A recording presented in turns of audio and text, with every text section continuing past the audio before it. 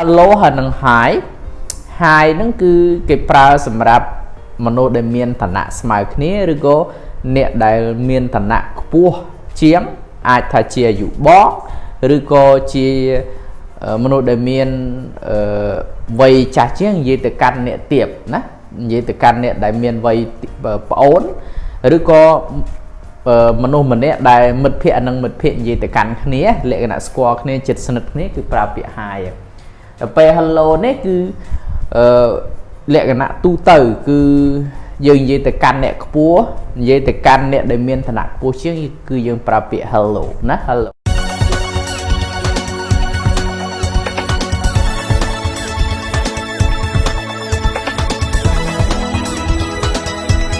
OK សួស្តីបងប្អូនប្រិយមិត្តរៀននៅភាសាអង់គ្លេសបាទថ្ងៃនេះខ្ញុំយក basic conversation បាទ basic conversation គឺមានន័យថាការសន្ទនាថ្នាក់មូលដ្ឋានណាជាកម្រិតដំបូងសម្រាប់បងប្អូនអ្នករៀនភាសាអង់គ្លេសដែលគាត់ចង់និយាយភាសាអង់គ្លេសគាត់ចង់ចេះនិយាយភាសាអង់គ្លេសសម្រាប់ថ្នាក់ដំបូងអ្នករៀន beginner បងប្អូនបាទអញ្ចឹងកុំឲ្យខាត់ពេកបងប្អូនចូលមកមើល basic conversation តែម្ដងជាងខ្ញុំឧទ្ទេសនាមមាន A និង B ហើយបងប្អូនអាចឧទ្ទេសនាម Mr. John Mr. Thida Mr. ប្រុញអញ្ចឹងទៅណាបងប្អូនអញ្ចឹងអត់មានអីពិបាកទេគឺដូចទី1គេថា hello hello ប្រែថាសួស្តី hello សួស្តីអបមកថាយើងជួបអ្នកណានៅខាងក្រៅអញ្ចឹងទៅនិយាយ say hello hello hello នោះសួស្តីអញ្ចឹងនៅពេលហ្នឹង B គេឆ្លើយតបថាម៉េច hi សួស្តីខ្ញុំបញ្ជាក់បន្តិចបងប្អូនhello ហើយនឹង hi hi ហ្នឹងគឺគេប្រើសម្រាប់មនុស្សដែលមានឋានៈស្មើគ្នាឬក៏អ្នកដែលមានឋានៈខ្ពស់ជាងអាចថាជាអាយុបងឬក៏ជាមនុស្សដែលមានវ័យចាស់ជាងនិយាយទៅកាន់អ្នកទៀបណានិយាយទៅកាន់អ្នកដែលមានវ័យប្អូនឬក៏មនុស្សម្នាក់ដែលមិត្តភ័ក្តិនិងមិត្តភ័ក្តិនិយាយទៅកាន់គ្នាលក្ខណៈស្គាល់គ្នាចិត្តស្និទ្ធគ្នាគឺប្រើពាក្យ Hi ពេល hello នេះគឺលក្ខណៈទូទៅគឺយើងនិយាយទៅកាន់អ្នកខ្ពស់និយាយទៅកាន់អ្នកដែលមានឋានៈខ្ពស់ជាងគឺយើងប្រើពាក្យ hello ណា hello បាទអូខេអញ្ចឹង A គេថា hello សួស្តី B គេថា hi សួស្តីហើយ A គេសួរថា how are you បាទ how are you how are you សុខសប្បាយទេពាក្យនេះបងប្អូនចេះហើយសម្រាប់អ្នកខ្លះគាត់អត់ទាន់បានរៀនអង់គ្លេសគាត់ឃើញពាក្យនេះគាត់ចេះបាទហើយបាទ how are you សុខសប្បាយជាទេតើអ្នកសុខសប្បាយជាទេ how are you បើសិនបងប្អូនចង់បំបែកទៅថាឪពុកម្ដាយរបស់អ្នកឯងសុខសប្បាយជាទេ how are your parents ណា how are your parents បងអ្នកឯងសុខសប្បាយជាទេ how is your sister ចឹងទៅ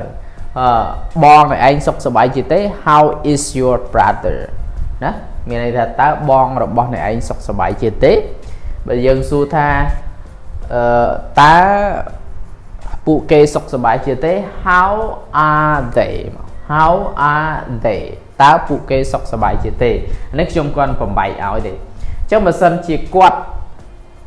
ឆ្លើយ B ឆ្លើយថាខ្ញុំសុខសប្បាយ I'm good I'm well I'm okay I'm pretty good I'm pretty well អញ្ចឹងទៅនោះគឺមានវិធីជាច្រើនក្នុងការឆ្លើយបើសិនជាគាត់ឬក៏យើងឆ្លើយមួយទៀតថា I'm fine thank you and you អញ្ចឹងទៅ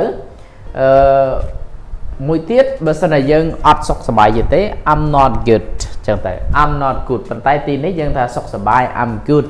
how are you B គឺសួរវិញhow are you តើអ្នកសុខសប្បាយជាទេបើសិនជាយើងសរសេរក្នុងទម្រង់ទូទៅ I'm good how about you តើអ្នកឯងខ្ញុំសុខសប្បាយជាទេចុះអ្នកឯងសុខសប្បាយជាទេហើយបាន A គេថា good ខ្ញុំសុខសប្បាយធម្មតា good ខ្ញុំសុខសប្បាយធម្មតាហើយសួរទៀតថា do you speak English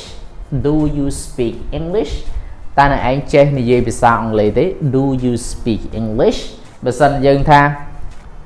no I don't no I don't បើយើងឆ្លើយថាអត់ចេះ no I don't ដល់ពេលនេះគេឆ្លើយថាចេះតិចតួច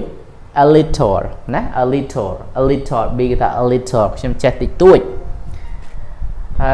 are you Cambodian បាន b គេសួរ a ថា are you Cambodian តើឯងជនជាតិខ្មែរឬ are you Cambodian តើឯងជនជាតិខ្មែរឬបាន a គេថា yes បាទខ្ញុំជាជនជាតិខ្មែរហើយបាន clear បន្ទាប់មកទៀតថាម៉េច where are you from តើអ្នកឯងមកពីប្រទេសណាបាទឬក៏អ្នកឯងមកពីណា where are you from តើអ្នកឯងមកពីប្រទេសណាឬក៏អ្នកឯងមកពីណាអញ្ចឹងទៅបាន A គេថា I'm from ភ្នំពេញខ្ញុំមកពីភ្នំពេញសាច់ឈាមរឿងសោះថ្លាសម្បុរភ្លឺអញ្ចឹងណា I'm from ភ្នំពេញខ្ញុំមកពីភ្នំពេញបាន B គេថា nice to meet you រីករាយណាស់ដែលបានស្គាល់ណា nice to meet you រីករាយណាស់ដែលបានស្គាល់បាន A ថា nice to meet you too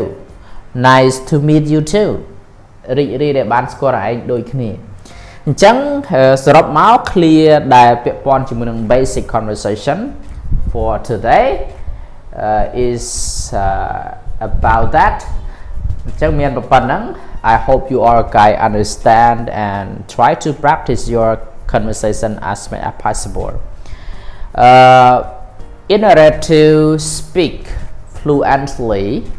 especially the make conversation fluently we have to start to learn from this one because this one is the commonly used for daily practice conversation អូខេអញ្ចឹងខ្ញុំចង់បញ្ជាក់ថាបើបងប្អូនចង់ពូកែនិយាយគឺវាជាចំណុចសម្រាប់ចាប់ផ្ដើមដែលបងប្អូនត្រូវចេះពីចំណុចទាំងអស់នេះអញ្ចឹងបងប្អូនអាច try to learn it by heart បងប្អូនអាចព្យាយាមរៀនទន្ទេញវាមានន័យថា you can point yourself A and also point yourself B and try to make as a different two people you know មានន័យថាបងប្អូនអាចបង្កើតទៅជាទម្រង់ពីរបែបមានន័យថាបងប្អូនអាចបង្កើតមនុស្សខ្លួនឯងទៅមួយបង្កើតឧទ្ទេសនាមខ្លួនឯងផងឧទ្ទេសនាមខ្លួនឯងទៅជា B ផង try to make conversation អញ្ចឹងគឺបងប្អូនព្យាយាមសន្ទនាដោយខ្លួនឯង if in case without any people around you to practice conversation with you so you can be yourself you know you can appoint yourself to be A and appoint yourself to another guy is B so try to make conversations and try to speak day to day until your speaking level is upgrade អូខេអញ្ចឹងសង្ឃឹមថាបងប្អូនបានយល់ពីចំណុចទាំងអស់នេះហើយអនុវត្តគឺឆាប់ពូកែនិយាយអង់គ្លេសបាយបាយជួបគ្នាវីដេអូក្រោយៗទៀតក្នុងករណីដែលបងប្អូនមានសំណុំពរខ្ញុំបង្រៀនអីបងប្អូន comment ពីខាងក្រោមវីដេអូនេះខ្ញុំនឹងព្យាយាមស្វែងរកវិធីសាស្ត្រក៏ដូចជាមេរៀនដែលបងប្អូនចង់សិក្សាបាយបាយបាទជួបគ្នានៅវីដេអូក្រោយៗទៀត